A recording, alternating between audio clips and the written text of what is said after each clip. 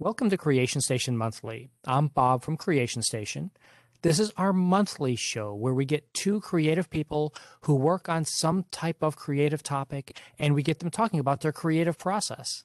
Yeah, that word creative a lot of times here this month. As always, if you have any comments and feedback, creationstation@broward.org comes right to me. This month, we're talking about writing because I wanted to get it in before National Library Week. And we have two professional writers in with us. Brittany Cruz, how are you doing today? I'm well. How are you?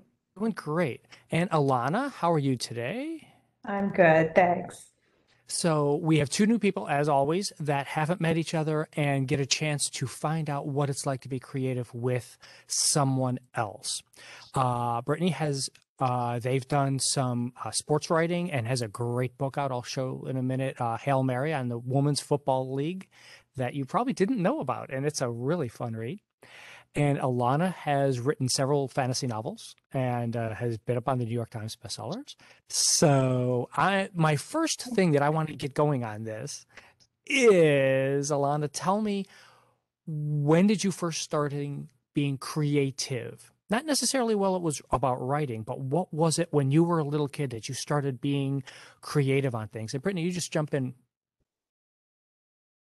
Tell I me, have a Alana. really vivid memory of when I was a kid being really excited about those like big pieces of oak tag that you could get like at the corner store back when I don't know if they still sell these. They were just like these big, like, you know, white, like giant pieces of like not paper, but like cardboard.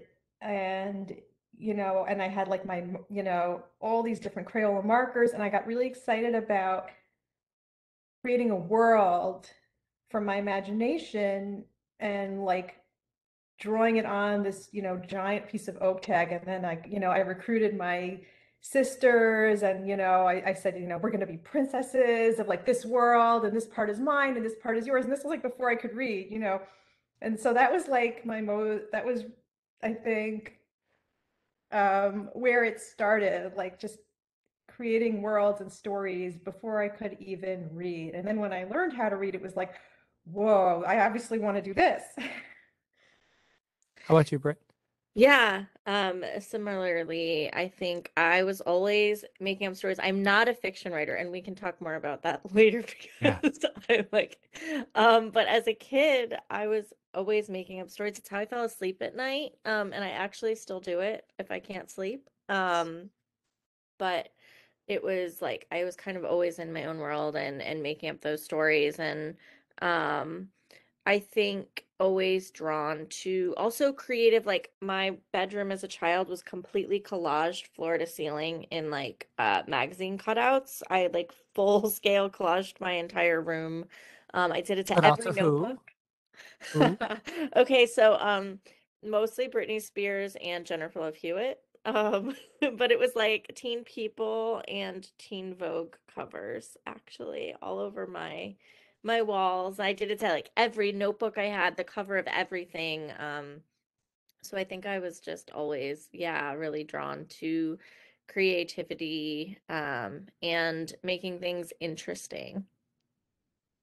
It's very now. So you started on the thing. Tell us about what you write versus the fiction type stuff, and how you got started in that area.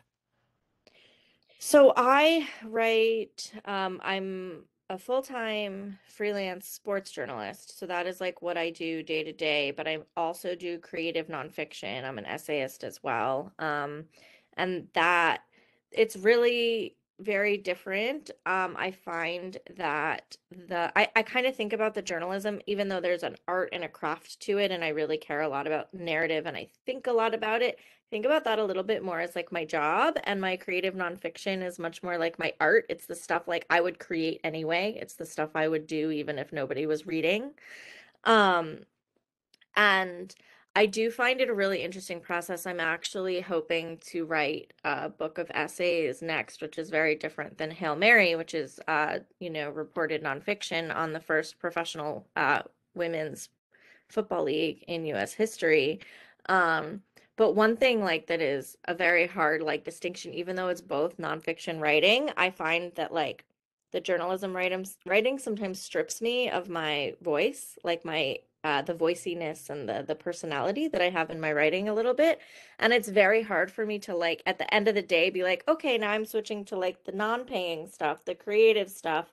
And I have trouble toggling between those two voices to get into the creative space. I kind of need to like dive in and like not be doing any reporting.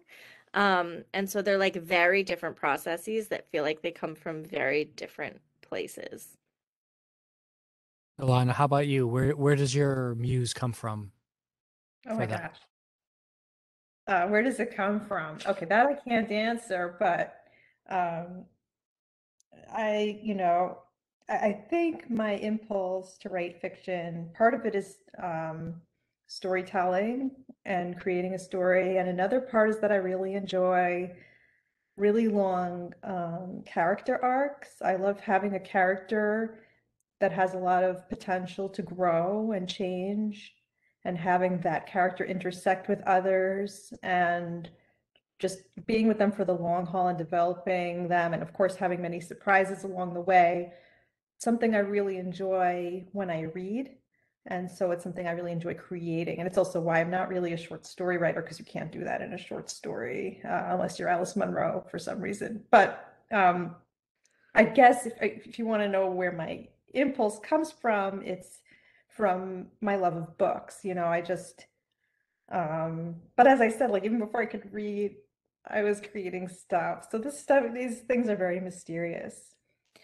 Yeah, I see. I am terrified of fiction. I find it so vulnerable. Like, even I'm happy to share the most intimate details of my life, but to let people know the thing I made up in my brain feels like the most vulnerable thing in the world to me. I'm so Oh, intimidated yeah. by it and like in awe of people who write it. Well, I mean, you're so right. And sometimes I feel like, what have I done? Like if I look at Goodreads and it's just like, everyone's like ready to jump on that most intimate thing and just go, um, and I guess it's just part of what happens. And my hope is that just as there will be people who tear up your most intimate work, there will also be people who draw inspiration and strength from it, even if they aren't necessarily talking about it online. I stay off of Goodreads. Oh, that's interesting. Yeah. So no, they don't do Goodreads for like the sports writing, but for the book now you do, right? hmm That's great. Yeah, no, I don't go on there. I'm like very much, I try to remember that Goodreads is for the readers. It's not for the authors. So I try like not. Clearly, yeah, yeah. So what are you gonna do? Yeah. Yeah. I wonder where that that impulse is though, because every author I've ever talked to says, "Don't ever read your reviews," but that means everybody has. If you had to have read them to know not to read them, to tell other Oh, people. So interesting. huh? Well, some people take advice from other writers not to read their reviews. Um, I wouldn't want to, necessarily miss the ones that, by people who really got it. So it's a Mhm. delicate balance, but definitely it's always a good idea not to listen too much to the comment section. And that I Right. think is true in like every aspect of life, because Yeah. Yeah, I think of reviews on like Goodreads versus a formal review in a piece of media as like two different things. And I feel like one is by a critic or somebody whose job it is to kind of look at the book as a whole and break it down and offer that kind of critique. And the other is for readers, and people are also just going to have their own reactions and projections. And so I try to distinguish that way, where I will read something if it's a review of some sort, if it's like published in a piece of media or it's like a critic who's doing it. I've obviously peaked at Goodreads though. I mean, come on. You have to. I think you have to. But you kind of lead me to an interesting idea. One of the things, the questions I always ask is, what technology did you use at the beginning that's changed for now? Now, both of you were writing in the internet age where you've always had Goodreads or some other online resources to, as you said, as to kind of judge you in a way. But what has been your past for writing? I mean, were you both the kind that wrote in a handwrite in a notebook and stashed it away, or were you always online, or what's your writing process like for technology first before you get into the other side of it? I came up in the blogging world. I I was actually a sex blogger for in college anonymously, but for like 10 years. And so I'm very familiar with the comment section, and I also was like pretty active in I've written about this extensively, but I'm in recovery, so I was pretty active in my alcoholism, and so some of the stuff I wrote about probably deserved to have like eggs thrown at it, to be honest. But um I never really kept a journal. I know a lot of like other like memoirists and nonfiction writers who like go back through their journals, and I never had that. I did have my blog, which I started, I think, in my probably early 20s. And I think that blogging, sometimes in the literary world, people can get like snobby about it, but I think that there is actually so much that it can teach you. I find that like blogging helped me find my voice as a writer. It helped me learn to tell stories in like succinct ways and create arcs. It helped me write for an audience. It helped me also like have a like writing practice in which I had a schedule that I stuck to and I published to that schedule. And there are really like a lot of transferable skills I find to writing professionally that I like, because I'm completely self-taught. I never went to school for writing or journalism or anything. And a lot of what I learned being a blogger.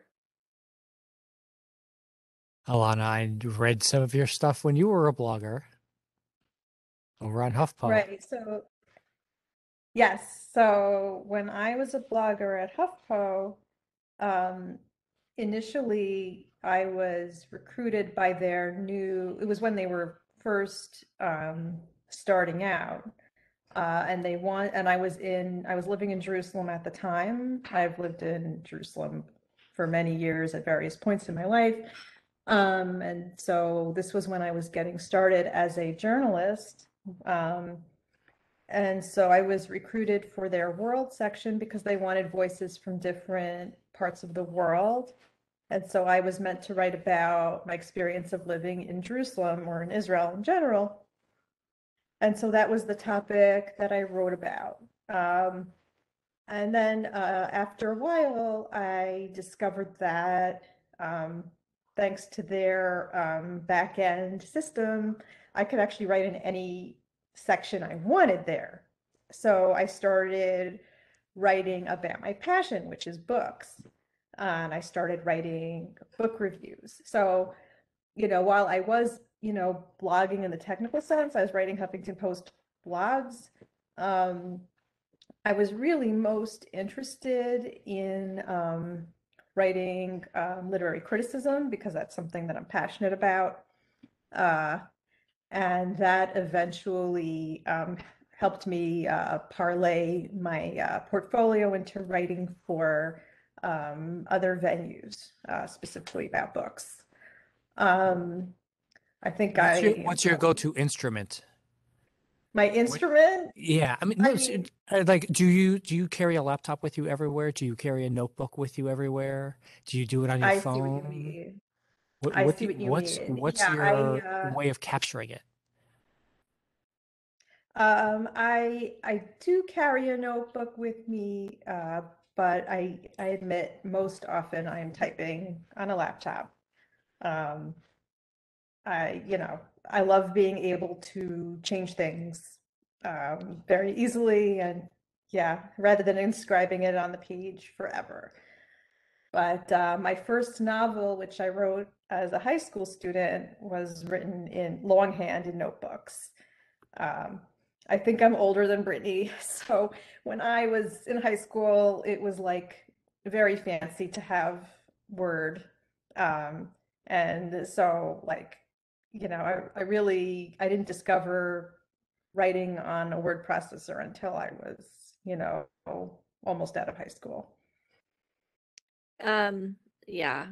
Well, I'm 38, so I'm like in that in between where we had the computers, but it was still dial up. It was not really accessible. So actually, we're pretty close in age. Yeah, that like one family computer that everyone shared. Right, including like the email, which was awkward.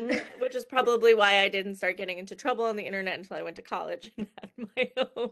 Right, the independence. Yeah. I tend to I write on my computer as well, but I have if I'm out and I get ideas, I have like notes app kind of ramblings like in my notes app, not voice. I know some people that use voice memos, but I don't, but I'll like type them in a notes app. But I'm also like a visual. I have to like map things out. So once any like feature or my book, for example, got really long, I created structure maps on the walls of my house with post-it Wow. notes. And everything was color coded and I like moved it all around. I also do that with essays that are braided or have multiple sections. I cut them each by section and I like move them around like puzzle pieces on the floor. So I have this like very visual process. Once the content is kind of like dumped on the page, I then have to like sort through it and make sense of it. I don't want to know about editing that kind of thing like that. So you guys have both really started to talk about where you've been in your writing processes. Who's the person who inspired you the most when you first got started?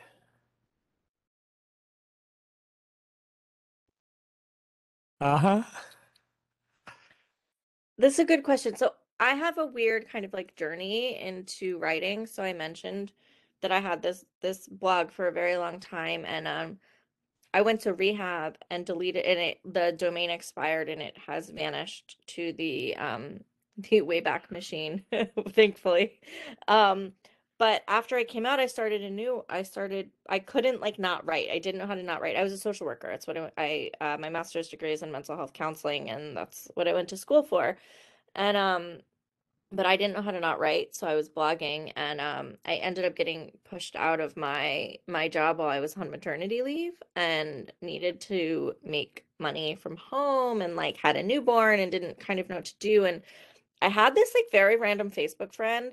I still have no idea how we connected, but she messaged me and was like, I'm in media and I've seen your blog and I think you could probably write personal essays. Do you have any interest in getting paid to do that? And I like thought she was joking. I was like, no one will ever pay me to do this. And like 2 weeks later, I had a byline at Cosmo. And I, a very, very like not uh standard trajectory and I joined some like groups for for writers and just like threw myself into learning how to pitch and um so I don't know like it was kind of like survival writing at first, you know. It wasn't like I always wanted to be a writer, but it was one of those things that I was like, yeah, but nobody can actually do that. Like nobody would ever pay me to do that. How do you even know? I don't know how to do that.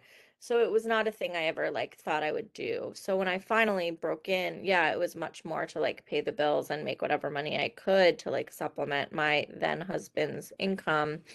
And I think it was longer once I kind of established myself a little bit that I took a step back and was like, okay, I want to learn craft now. Like now I actually want to like think about story and arc and craft and the things that have kind of always been intuitive to me that I managed to do without knowing anything.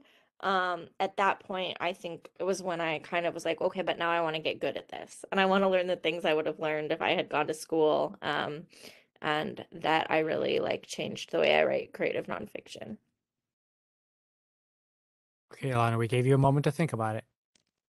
Okay, so I was thinking about your question, and the reason I had difficulty answering is because my path to becoming a novelist was very self-directed. It's something I wanted since I was a child.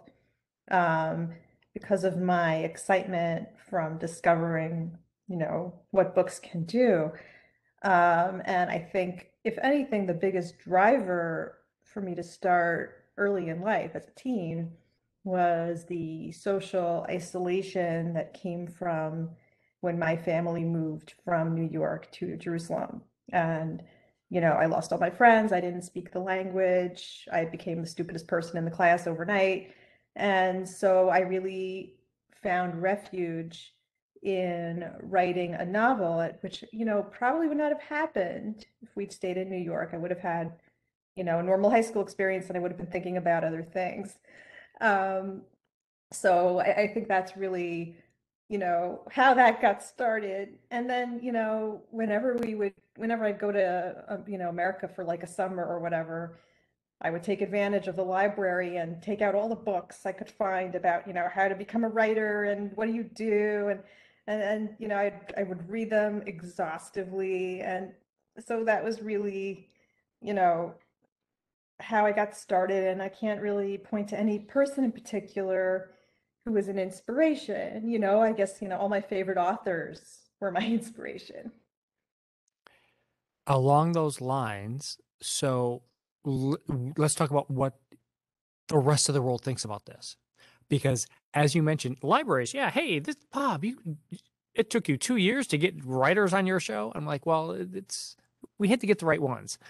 Um, my question is along the lines of, where do you think people think about what you're doing now as writers? Because you're coming from this from two very different sides. I mean, one supplying fiction, one, I mean, I'm fully expect to see you on a Sports Illustrated byline of one of these days here, Oh, Brittany. I just had one last week. Oh, excellent. That is a Achievement wonderful unlocked. thing. What did you do? I've done two stories for them. Okay. One that last year that won a bunch of awards actually about where non-binary athletes fit in the conversation about trans athletes who often Okay. we talk about like trans men Hmm. and trans women. And then the one that I wrote last week was about the new International Olympic Committee guidelines and framework for trans inclusion, and whether they had come too late to kind of rectify some of the harm that their Hmm. previous guidelines have had at all levels of sport. See, I think I read that article. You linked it out on your thing, didn't you? Did Hmm. you link it out? Okay, but that's where I read it then. Okay. So I didn't even realize I was reading Sports Illustrated. I've just read all of your other stuff going out there. That's amazing. But so tell me about, what do you think society thinks about these, how and what you're writing? Because in a lot of these cases, it's just presumed, well, yeah, you are a writer, but you can't make money at this or whatever. But what do you think society actually thinks about that? About what you're doing in particular?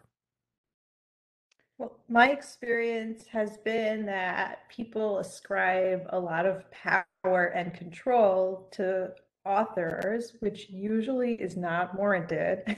Like, I've had people say, oh, wow, so, you write books, you must make a lot of money. And I'm just like, this is awkward, or, people are like, oh, wow, so like, obviously it's going to be a movie like Harry Potter. And I'm like, I guess it's possible, but I have nothing to do with that. Like, people think I can just make that happen. Like, oh yeah, I want my book to be a movie. I'll just call my agent and like, you know, get that get that going.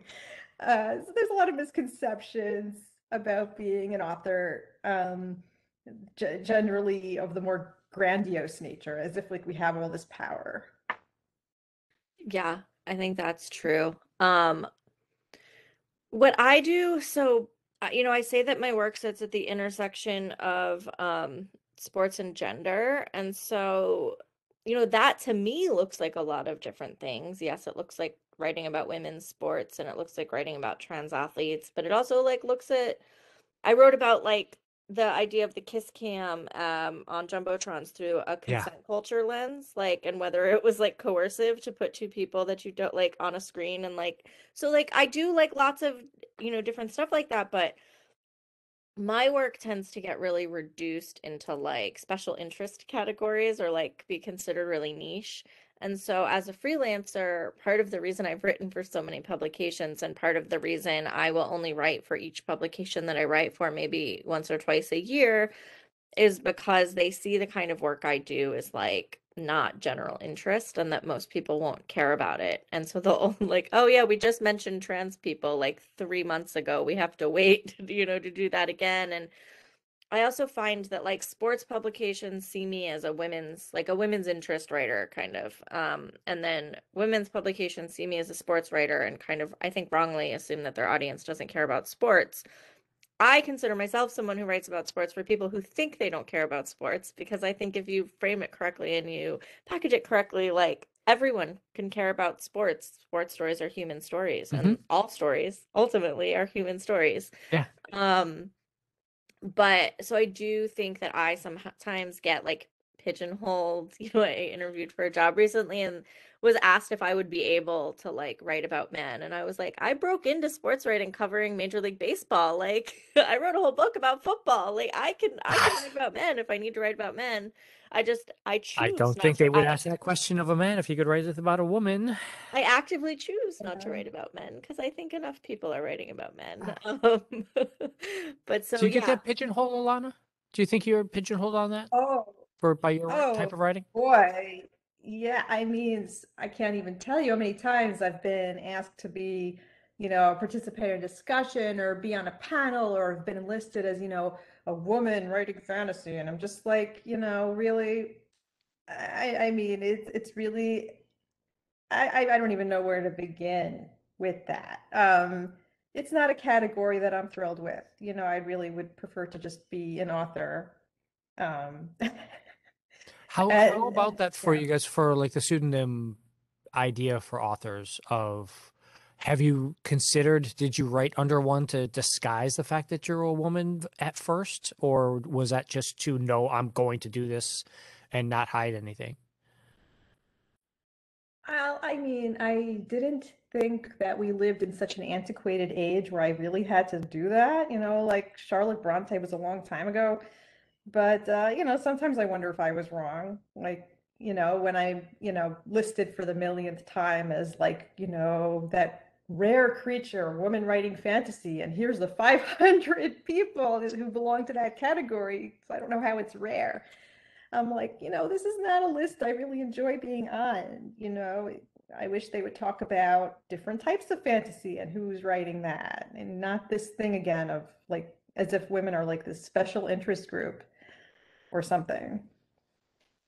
Yeah, I mean, part of the reason I ended up writing about sports, so at the time I was married and I was complaining to my then husband that I like, I watch sports religiously. I love sports and I wanted to write about it, but I was like, but I don't see anything like there's no place for my voice here. There's nothing like that I would write. And instead, what's funny is I'm so good at finding angles and like pitching and like finding my way in. And somehow I had missed like, oh, it's a gap in the market. You could fill it. Like it never occurred to me. Um, but he said, he was like, are you saying that you can't write about sports because you're not a man? And I was like, oh God, is that what I'm saying? And as soon as he said that, it became like a challenge. And I was like, oh, well, now I have to write about sports. And that's literally how my sports writing career began, was because I was kind of like challenged in that way. And then I became determined to sort of elbow my way into an industry that really does not have a lot of space for voices like mine. And so I think I don't want to be somebody who is pigeonholed by my identity, but I also do feel comfortable leading with my identity sometimes, particularly when I'm writing about trans athletes and things like that, because I think there's a level of nuance that I bring as a trans person that other cisgender writers either they don't spend the time, they kind of parachute in and write the same story over and over again, um, or just don't have the lived experience or just the lens to be able to see some things that are like very obvious to trans folks. And so I think I just write it differently. So like in that case, but I also sometimes I'm like every story I get now that is offered to me is like about is the same trans story over and over and I'm like I'm not going to write that, or is only about trans athletes. And I love writing those, and also I'm like, I can write other things too. And so I think sometimes being like reduced to just that is, not great. Yeah. I was thinking about that actually, the fact that there must be so much sexism in the field of sports writing. And I was wondering how you deal with that. Um, Yeah. yeah. So part of the reason I'm a freelancer actually has to do with that. Like I can avoid a lot of it. I broke in, like I said, covering Major League Baseball, and as I started to kind of establish myself a little bit in that beat, I was spending more times in like clubhouses and like around athletes. What And team did you start with? well, I'm in Boston, so I was never a beat writer. So I was kind of like pitching stories, but I wrote several things that were adjacent to the Red Sox, and have, interviewed plenty of Red Sox players, but I'm a Marlins fan. I'm from Of Broward course. County. Um, but the more time I spent in that environment, the more I was like, wow, like I think these people like kind of actively hate me, like as a person, like or like just don't like people like me. Um, And that was a really kind of weird place to be, to feel like, why am I covering this league and these players that kind of have no interest in me being there, and probably have not all of them, of course, but like we know about all of the problems with violence against women being committed by athletes, and just like I had to, like, I spent a lot of time, I don't shave my legs, and it was like very hot, and I was wearing like a dress, and I realized, like, I was like, I don't know if I can go in the clubhouse. I feel like people are going to be staring, like these men are going to be staring at my legs. It was just like a lot of things that went into just like thinking about that. And for me, I decided to make that intentional switch both to women's sports, and other, marginalized athletes, because I felt like I wanted to be covering people that like I could root for as people, in a very different way, and whose like values were more aligned with mine. But also as a freelancer, I get to pick and choose my assignments in a way that I wouldn't get to, being on staff somewhere, or working in a different beat. So that is part of what appeals to me about freelancing and doing what I do, is I get to decide where I go and who I talk to and what I cover. Do you get to do that, Lana? Do you get to pick what's your next book you're going to write? Well, I absolutely can choose that. Whether it's going to be published or not is not guaranteed. You know, the market has a lot to do with that. So, I mean, which I guess is not so different from being a freelancer. It's just I might put in, a couple of years into a project and then find out that, it doesn't fit the market at this time or whatever. Um, but yeah, I mean, creative freedom is very important to me, and I wouldn't be doing this if I were writing to somebody else's specifications. Are there what kind of specifications in fiction, or is it specific to fantasy, or is it just in general fiction has a expectations for certain things? Well, I mean, the expectations change all the time.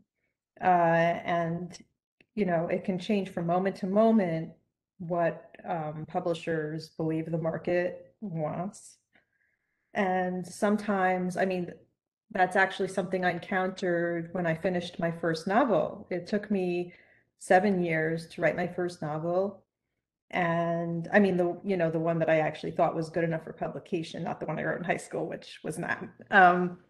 So, I had like put everything I had into this book, and spent so many years working on it. And then when I was first, looking for an agent, in order to get my book published, at that time, it was believed that epic fantasy was dead.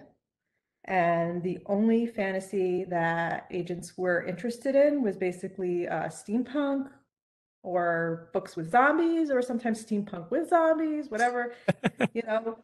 I mean, so I actually, I spent a couple of years, not being able to get an agent because it was just believed that the kind of thing I had written was finished, that no one wanted to read it anymore. That's where the market was.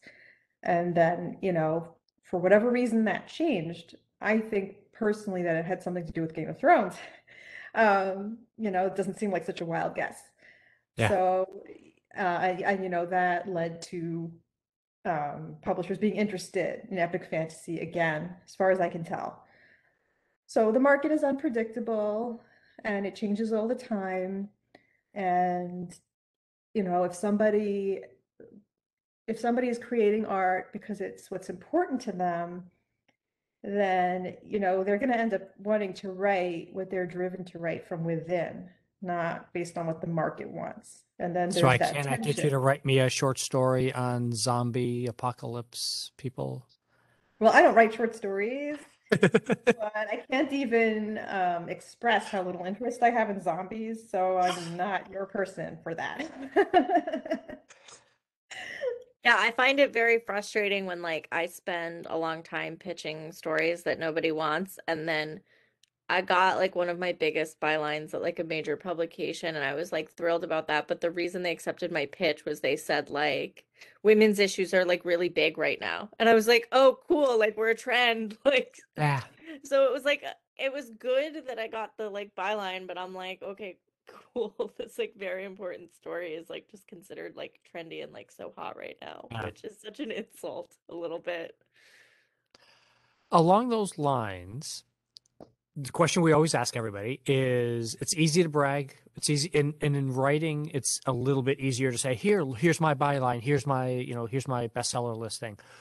What's the failure that you have other than just I hate this draft because every writer is like, oh, this is trash. What do you think is a failure that helped you grow and become different as a writer and move on with because you guys have both made this a career and you had to overcome some kind of failures in the past, missteps, whatever it was. What do you think was the key thing that pushed you along that path where you thought you were doing right and then all of a sudden, nope. I have two pretty big, I'd say, like are one is that I've never been able to get hired as a staff writer anywhere, and I've been interviewing for years. Um, and I think that has forced me to hone my voice in a really specific way and get like very good at being a freelancer and knowing my value and knowing kind of where to go. Um, and I'm very successful as a freelancer and I get assignments all the time. I'm hardly pitching at all now, and I used to have to send 10 pitches a week just to hope to get a bite somewhere. And I think, not being able to be on staff somewhere, not having that job security, um it's not great, but it forced me to be very, very good at selling my work and pitching my work and like knowing where my voice fits. Um, but I think the other is that so Hail Mary, which, was published in November, that was actually the second book that Lindsay, my co-author, and I tried to sell. We actually went out on submission with a different women's football book first.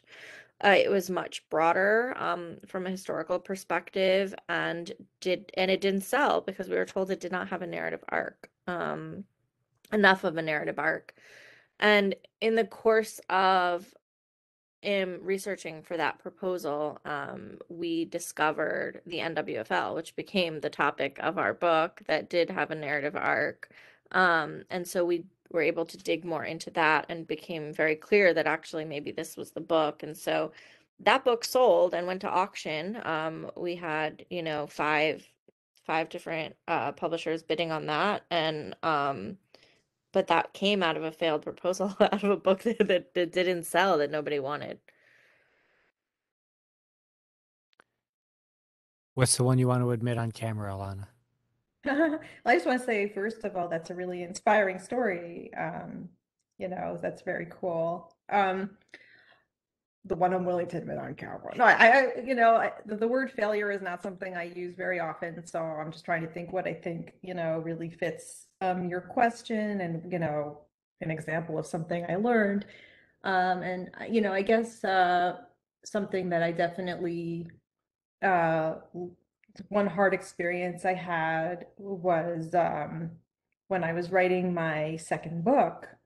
Um, I did not plan on having a sequel to my first novel, A Song Before Night. I had written it as a standalone. I happen to really love standalone fantasy novels, and that's what I set out to write. Um, and it was only after a trip to Spain and reading up on the history um, of Alan Dulles that I was like, oh, wow, actually, I have an idea for a sequel and I could do it, you know? And so I got really excited and I told my agent. And the next thing I knew, I had a 3-book deal. And I was like, okay, fine, I'll write 3 books. That'll be okay. Fine. All good so far.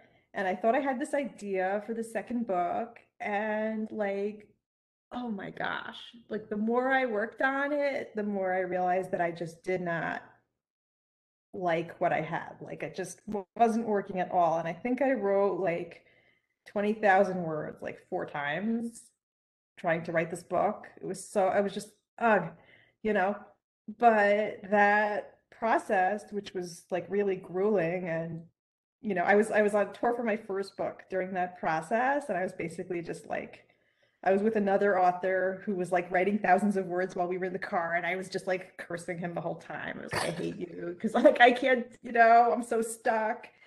All in fun, we're friends.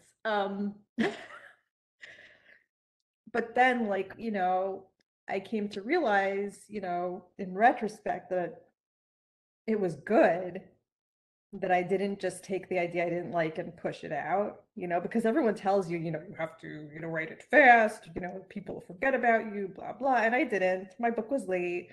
And I'm glad because in taking the time to, you know, be stuck and be frustrated and, you know, everything, I was able to discover who the characters were. I realized I had been working with stereotypes, and that's what was holding me back. And then when I discovered the dimensions to the characters and let them grow in front of me, it turned into something uh, that I'm just really pleased with.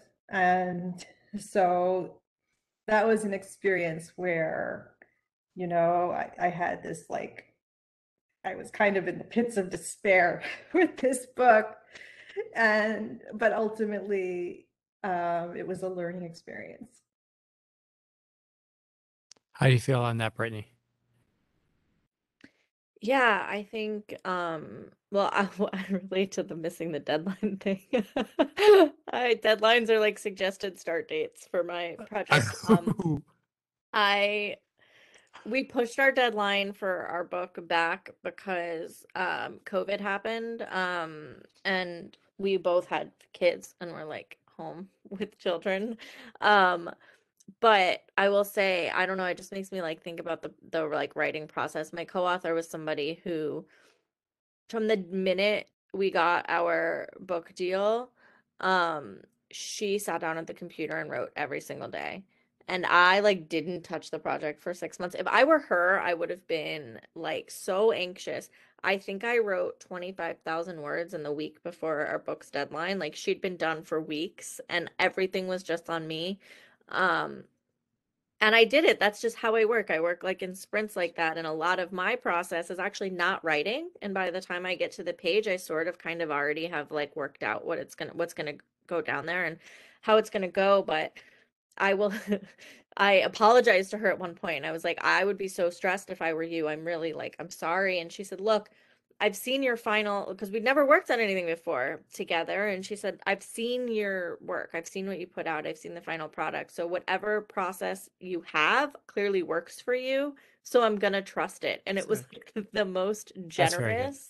Yeah. It was, yeah, such a generous framing, but I think it really speaks to how different everybody's creative process, really is. There are some people who have that kind of writing practice and they get up and they do morning pages and they have, every single day. And have never been that kind of writer. I tend to not write for weeks and then write for like a week straight and churn out thousands and thousands of words. And then I kind of am in a lull again.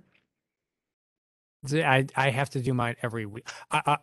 what I do, I have a Dungeons and Dragons game that I run every week. Mhm. I call it improv fiction because it's all Yeah. typing, it's all doing it, and it's so I have to write every week.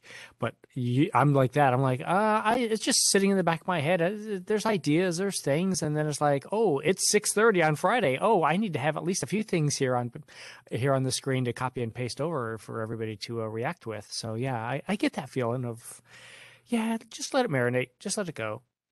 One of the questions we ask everybody, and this is a weird one for writers.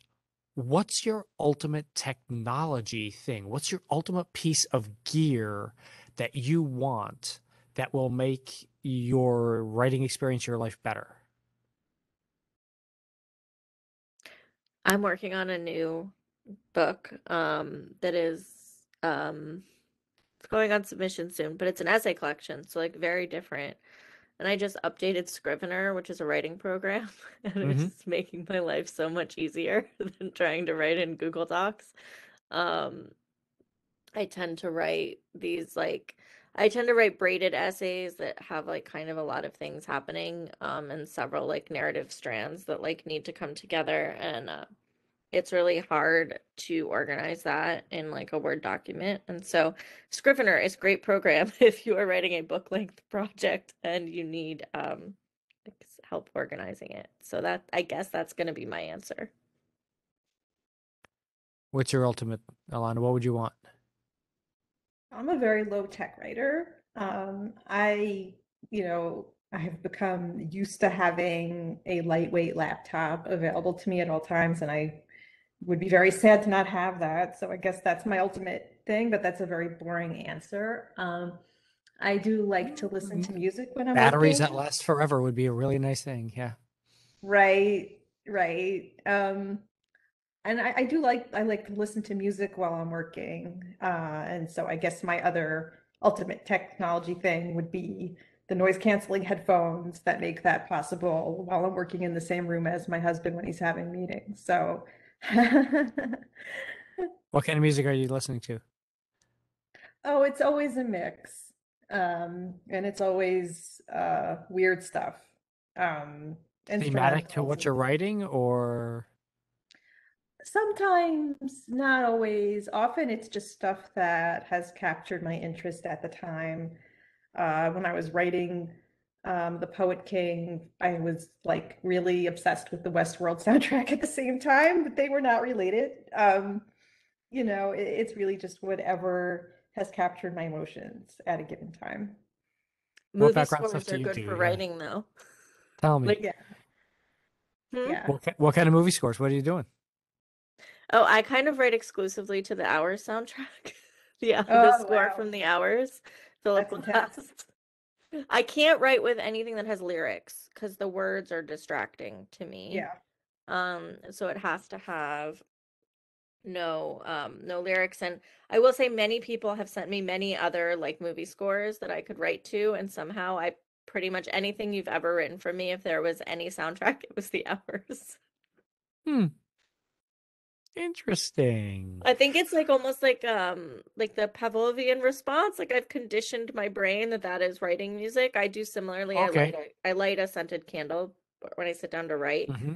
And I have a different scent palette for like if I take a bath, I have separate scent palette than when I sit down to write. And it's almost like it like conditions my brain Huh. to know that like it is time to write now. This I associate this like these scents with writing. And similarly, I think that the music works like that as well. I might have to try the candle idea. It's like very Uh, grounding. Yeah. Yeah. I'm so used to having everything around. Yeah. Hmm.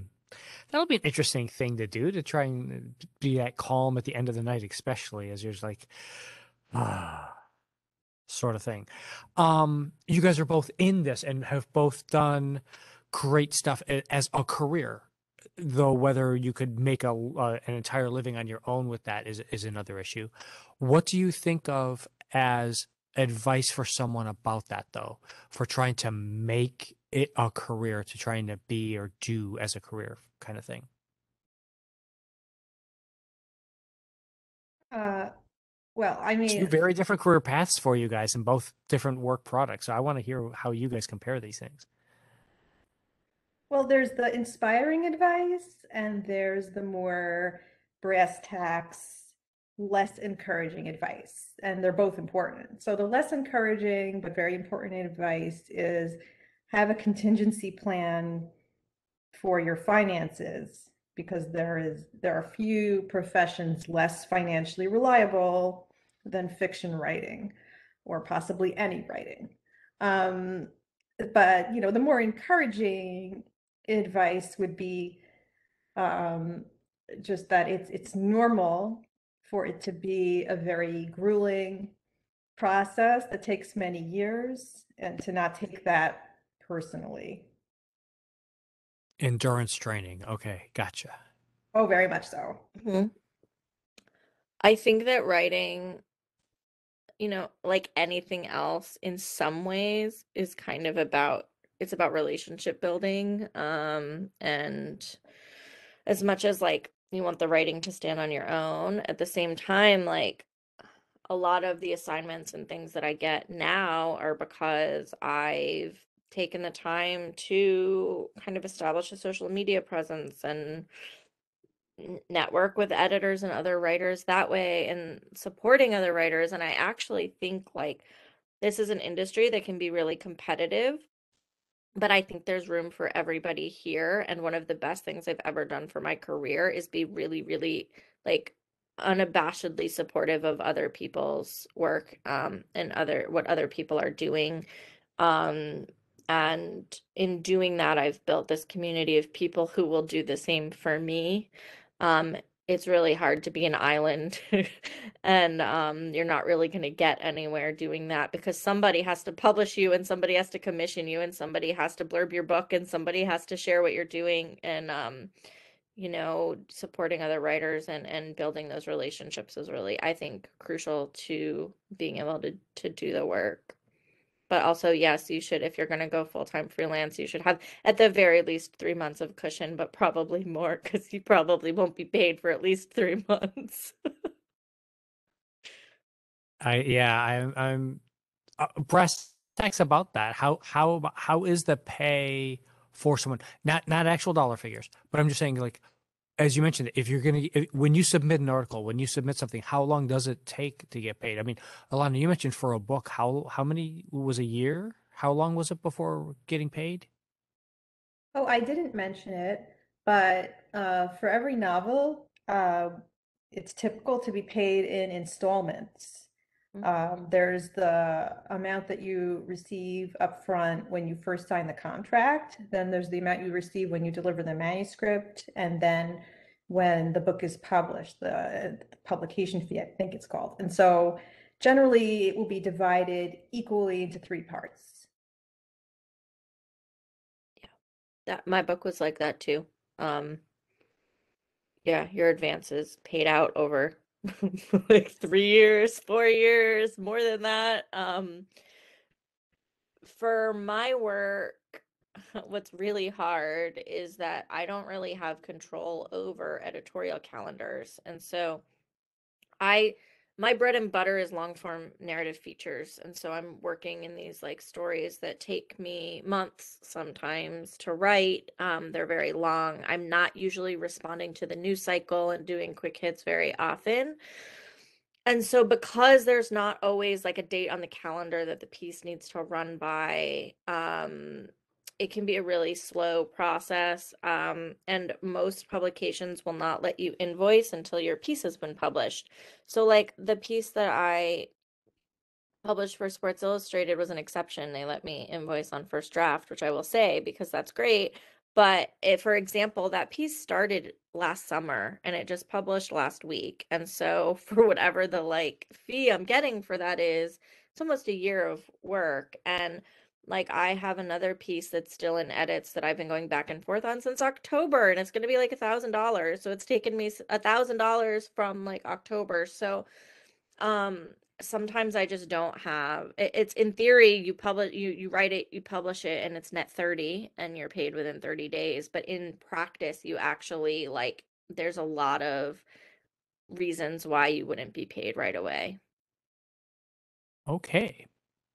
So we're gonna keep to the idea of endurance and patience, and I guess we're sprinting also for another sports thing to throw in there.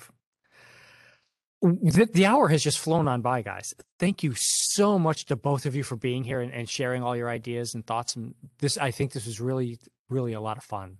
Both of your sites will be up on the link for us, for everyone there. Again, thank you both so much. I do have to throw up our final slide here. If you have any questions for our guests today, creationstation@broward.org comes to me and I'll forward them along, and their direct websites will be available for you right away afterwards. Thank you again, everybody, for being here, and we will see you next month. Thank you.